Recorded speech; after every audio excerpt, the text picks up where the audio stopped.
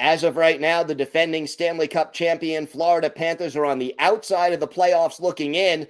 Armando Velez of Locked On Panthers joins us to discuss what they need to do to make the playoffs and how they should approach the trade deadline, coming up next on today's Locked On NHL podcast.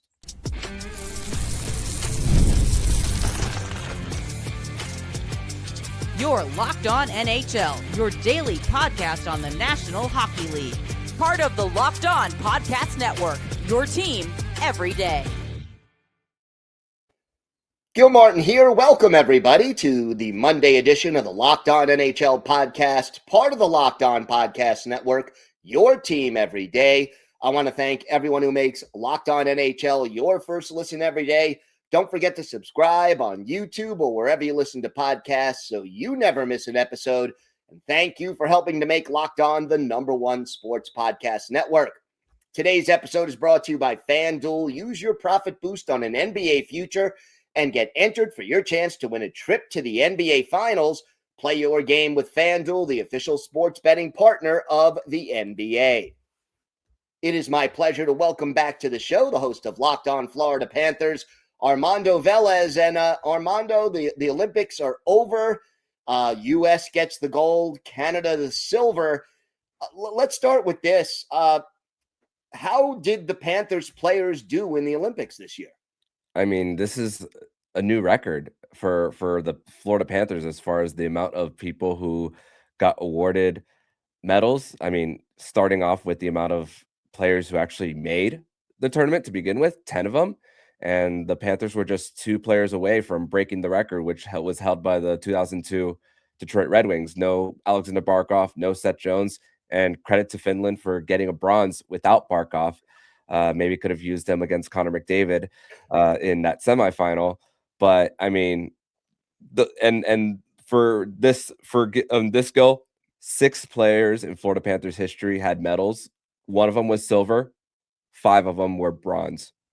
The Panthers added 3 more silvers, 3 more bronze, and their first ever golden Panther in Matthew Tkachuk.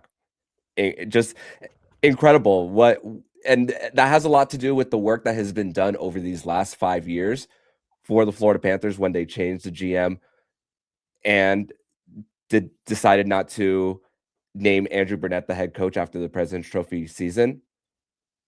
What Paul Maurice, Bill Zito, and company have done, and I know it's a down year for the Panthers right now with everything with their health, but this is the product of winning and culture here. And seeing it for Team USA and the Panther fans that had 2 Stanley Cup finals, a Winter Classic, an All-Star game, President's Trophy, and now seeing one of their own in Matthew Tkachuk getting a gold medal, this is inspiring for the region.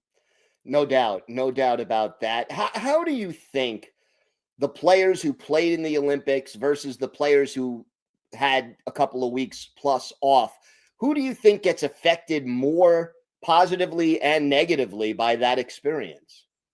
I think Aaron Ekblad would be one of them to be impacted by the experience as someone who didn't go. I mean, if you ask me, we rewinded to 2014 when he got drafted, and based on the Calder Trophy season that he had and how he started off as an offensive defenseman, I would have projected him possibly to be on that 2026 team at the time. But injuries and then changing up his game, that really doesn't fit to Canada's style of play, even though they have their own stay-at-home defensemen like Travis Sanheim and Colton Parayko. But also Sergei Bobrovsky. Unfortunately, the situation with Russia and Belarus being banned from the Olympics does affect that. And also, I'm not sure how that battle would be with him, Vasilevsky, Sorokin, and Shesterkin. Don't know where he would stand, but hey, 2 back-to-back championships would definitely help his case.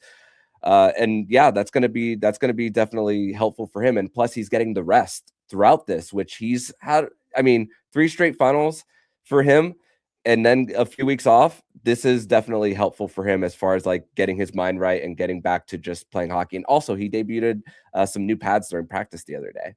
Perfect timing to do that, no doubt about it. This team, as I mentioned at the opening, is on the outside looking in. They're not far out of the playoff picture. what do they have to do better down the stretch of the season besides getting healthy, which obviously is an issue, but what do they have to do better to make the playoffs this year? Oh man, they gotta protect leads. That's been a huge issue for this Panthers team. I mean, 2-goal leads haven't been very comfortable for them. I mean, especially right before the Olympic break against the Buffalo Sabres, 2-0 in the first period, and then it evaporates from then.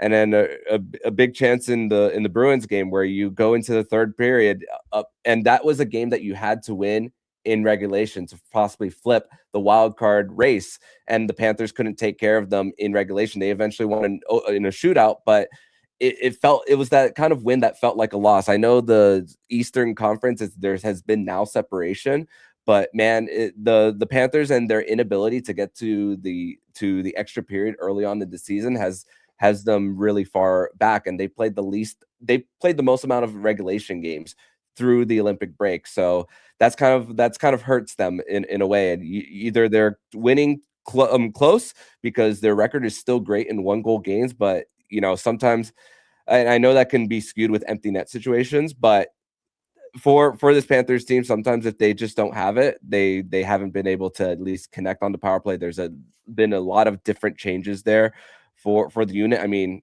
newly acquired Florida Panther Jeff Petrie isn't even on power play too. Gustav Worsling's taking those extra minutes there, and that's also taxing on him. Guys are playing more minutes. Anton Lundell, although he's on his way to a career high in points, he's asking to be doing more.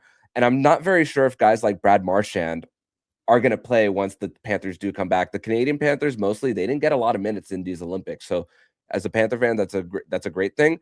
But I just wonder how, with going into the break, how hobbled he was. I question how much he's going to play down the stretch, if he's going to be, if he's going to have the gas remaining to finish the season. So how much does how this team plays between now and the deadline impact what this team is going to do at the deadline? And what do you think they should do? Oh man, I don't think they should be buyers. I really don't in a season like this, because I'm not sure, because they're over the cap by $7 million as it is. Thankfully, there are a few steps to get some players back into the mix. I mean, Seth Jones, he's skated before the group during the weekend, but he's going to be skating in a non-contact sweater in the next week, so he's still bits away after breaking his collarbone in the Winter Classic. And that's really for the Panthers. He's been heavily missed for that group as far as like manning the power play. And I mean, Dmitry Kulikov, he's been out since the third game of the season. At least he's skating, and he could be possibly available for the Panthers road trip. As far as the revolving door, along with an older Jeff Petrie, that's actually hurt the defense. I know Sergei Bobrovsky's numbers are not at its best, especially save percentage, but that's a product of your environment. And when your blue line is getting turned over with the Sabrangos, the Bjorfoots playing on that third pair, and then Ukas Balinskis being asked to be on the second pair when he's usually playing those third pair minutes, that is going to create a lot of those odd man rush breakaway opportunities and that's going to overtax the goaltenders there for the Panthers. So that's really the problem as far as rush defense. That's where it kills them a lot of times in these games. So if they're not going to be buyers, should they stand pat? Do they need to sell? If so, who? If I don't think they should sell anyone that from the Cup teams. I think for someone like Luke Cunnin, I think that he should be possibly one to get traded, because he's a revolving door on that fourth line. I would say, depending on the timeline and how guys are going to come back, because they not only have to free up some space, only getting $3.8 million of relief from Seth Jones and Alexander Barkov. I don't think Alexander Barkov's going to return during the regular season at all. You still got to find a way to get under the cap. And also, you're probably going to have to skate with like 21 or 22 players, depending on the numbers there. So the Panthers are possibly going to have to waive a forward, waive a defenseman, or send one of their waivers exempt guys in Maki Samoskevich or Sandis Vilmanis to Charlotte. And then the easiest contract to move, especially because he's been a scratch as of late, is Jesper Boquist. Even though he won the Stanley Cup with the Panthers, came in great moments in the Toronto series and in the Carolina series when Evan Rodriguez and Sam Reinhart were hurt respectively in those different series, scored in both situations. But just the numbers are for the Panthers. That's what makes the most sense to get this into a cap compliant place. Thankfully for the Panthers, though, I guess the injuries prevented from making trades earlier.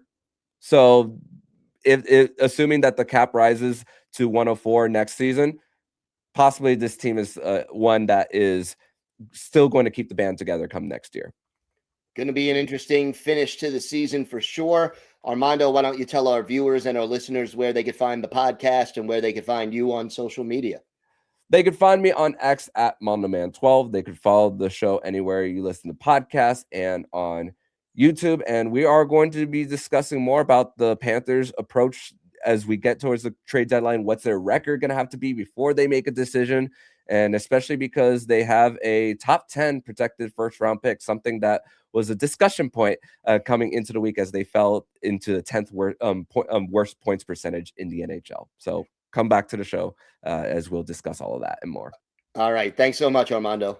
Thank you so much, as always, Gil. Today's episode is brought to you by FanDuel. Ever want to experience the NBA Finals live and in person? FanDuel is giving you the chance to turn that dream into a reality with their NBA sweepstakes.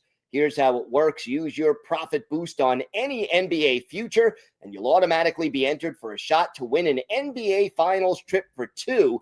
That's right, flights, tickets, the whole experience. If you're already looking at the board and thinking about which team can make a deep run, this is the perfect time to lock it in. I love futures this time of year, whether it's picking a team to win the championship or grab a conference title. It adds that extra layer of excitement to every game down the stretch. And now, not only can your pick cash, but it could also send you to the finals. Visit FanDuel.com to get started. Use your profit boost on an NBA future and get entered for your chance to win a trip to the NBA Finals. Play your game with FanDuel, the official sports betting partner of the NBA.